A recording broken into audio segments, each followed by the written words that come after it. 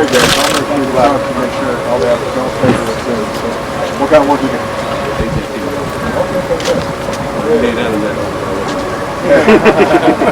What the governor does, I need it the right mansion now. flooded. Hey, well, you need to talk to Miss Sonia Perez. Well, I'll talk to her every other day. Probably, man. All right. Stay strong. All right, come on. Come on. You want to put your friend in there, man?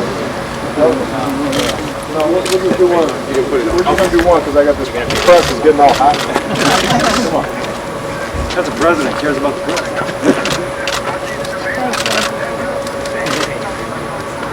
I didn't know. Got it. Good. Thanks a lot. Hey man, I need to send it. And I'm going to lighten up my Sonia.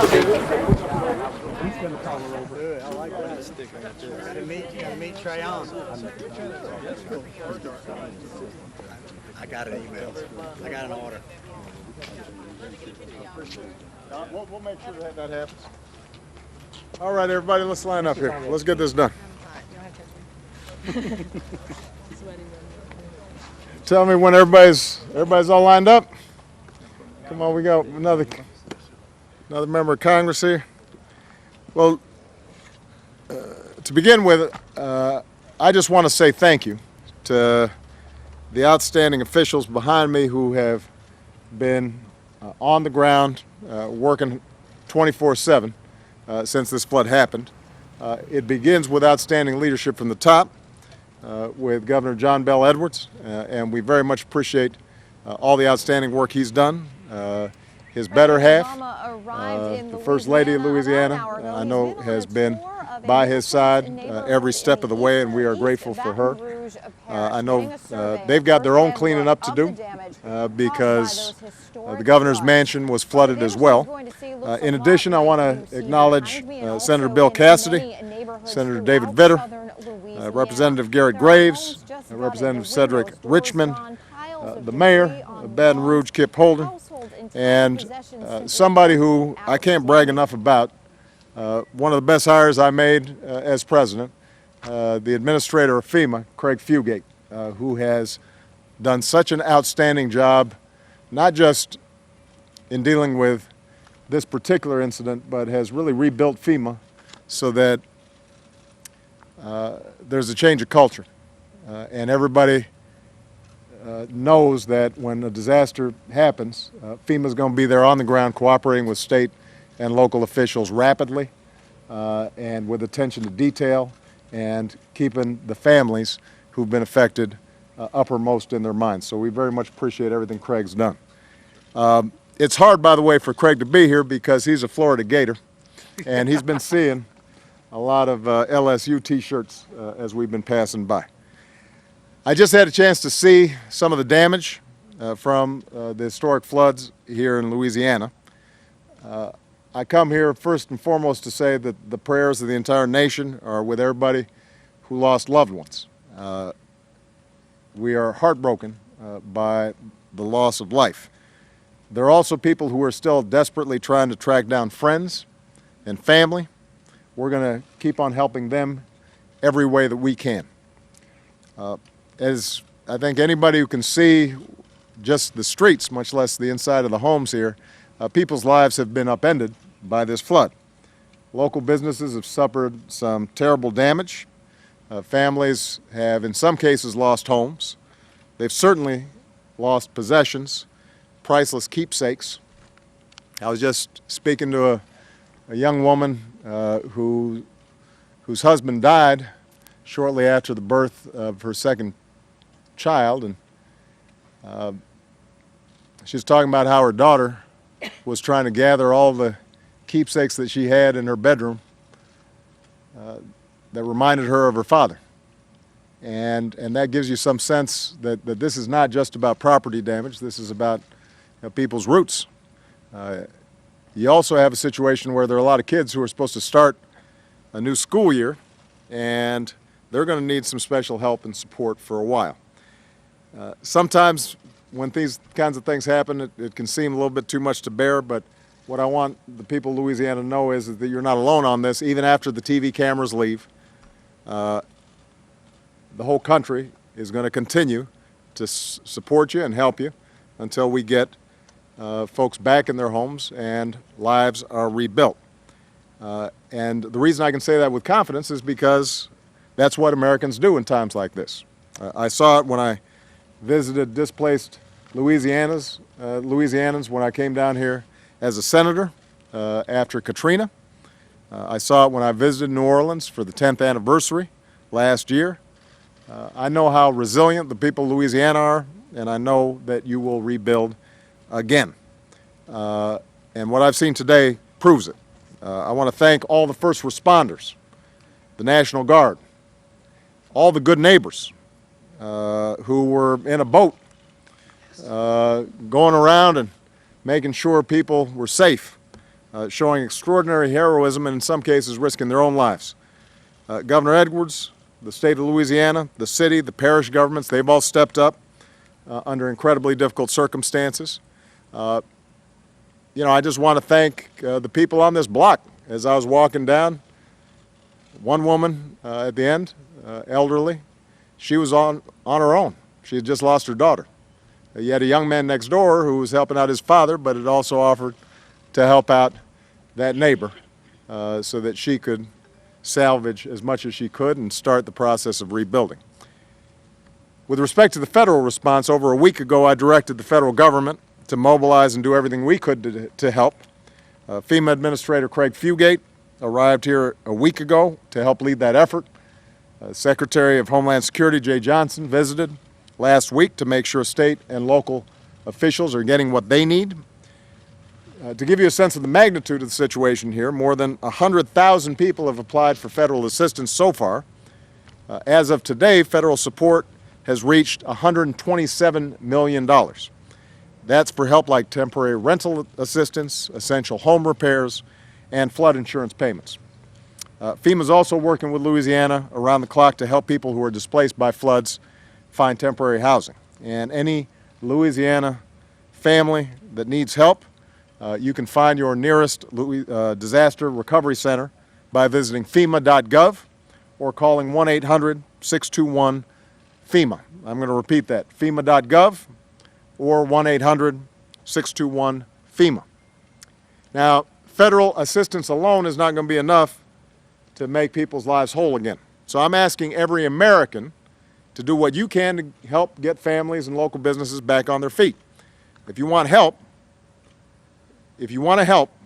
Governor Edwards put together some ways to start at volunteerlouisiana.gov. That's volunteerlouisiana.gov. And the reason this is important is because even though federal money is moving out, volunteer help actually helps the state because it can offset some of its costs. Obviously, private donations are going to be extremely important as well. We want to thank the Red Cross for everything they're doing, but there are a lot of private philanthropic organizations, churches, parishes around the state and around the country who want to help as well. And that's how we're going to make sure that everybody is able to get back on their feet.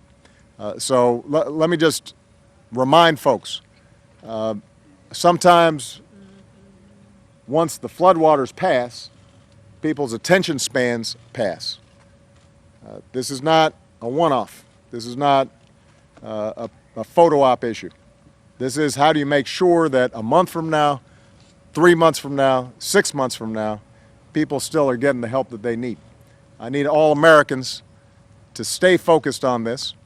If you're watching this today, make sure that you find out how you can help. You can go to volunteerslouisiana.gov or you can go to FEMA.gov. We'll tell you, we'll direct you. You can go to whitehouse.gov and we'll direct you how you can help. All right? But we're going to need to stay on this because these are some good people down here. We're glad that the families I had a chance to meet are safe, but they got a lot of work to do, and they shouldn't have to do it alone. All right? Thank you very much, everybody. God bless. Thank you, Mr. President. Thank you. You believe more will be needed from Congress in terms of emergency spending? We discussed that on the way here. What you have is, the Stafford Act provides a certain match. A lot of the homes have flood insurance, but a lot of homes don't. And what Craig Fugate is doing what I instructed him to do from the start is let's get money out as fast as we can, because we know that there's going to be a certain amount of assistance that's going to be forthcoming. So there's no point in waiting. We kind of make initial estimates and we start pushing stuff out. That helps us and helps the governor and all these officials here do their jobs.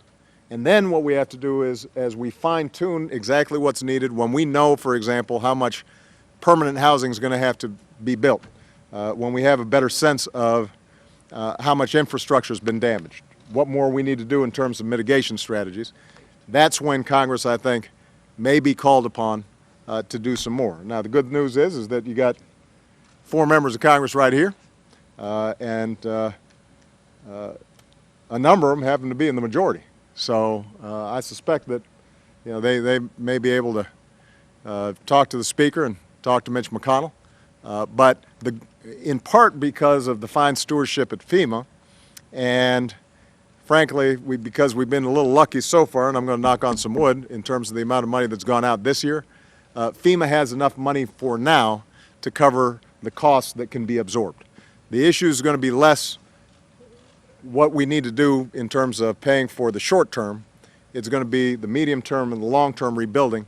Congress should be back in session right after Labor Day. By that time, we'll probably have a better assessment. And in the meantime, lawyers at FEMA will be examining what statutory flexibility we've got. And I know the governor's been right on top of making sure that Louisiana gets everything that it can get in order to help rebuild. Mr. President, do you worry about That fight becoming politicized and the trip here becoming politicized? No, I don't. First of all, one of the benefits of being 5 months short of leaving here is I don't worry too much about politics. The second thing I have seen historically is that, when disasters strike, that's probably one of the few times where Washington tends not to get political. I guarantee you, nobody on this block, none of those first responders, nobody gives a hoot whether you're a Democrat or a Republican. What they care about is making sure they're getting the drywall out and the carpet out, and there's not any mold building. They get some contractors in here and they start rebuilding as quick as possible. That's what they care about. That's what I care about. So, we want to make sure that we do it right. We want to make sure that we do it systematically.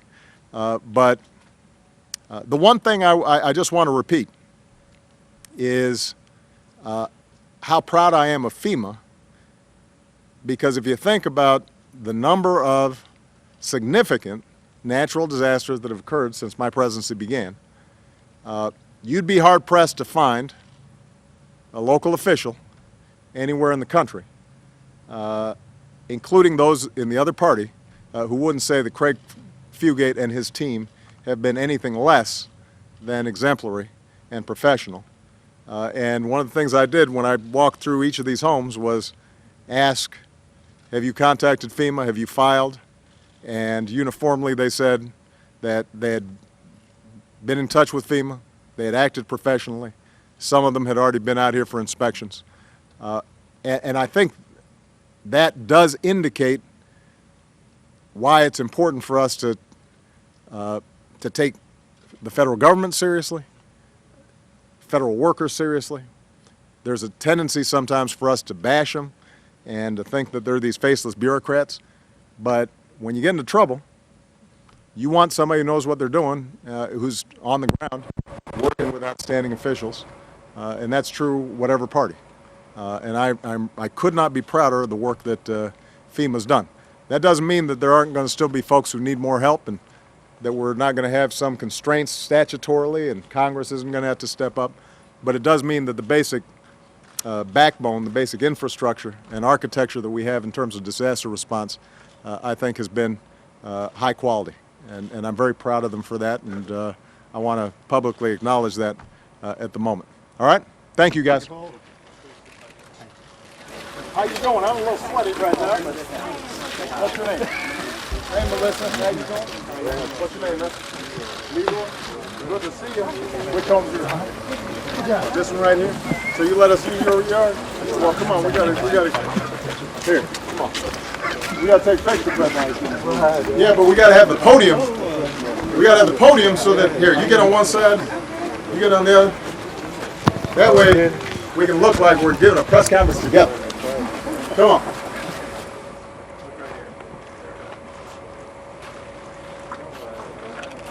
So how y'all doing? All right, y'all are able to get some of the drywall out and all that?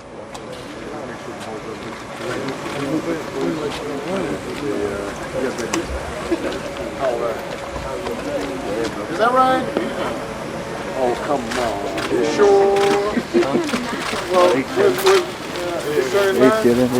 So you got some M&Ms for her?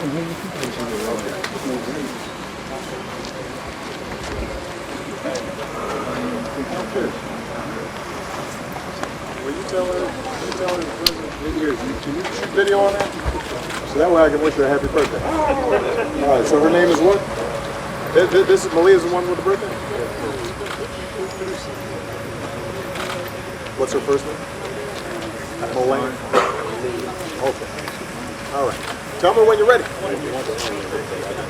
Malia, I want to wish you guys happy birthday. Everything's going to be okay. Mom and Dad, they've got things covered, and the president's going to get your back as well. All right? So have a wonderful birthday celebration. Work hard in school. Okay? All right.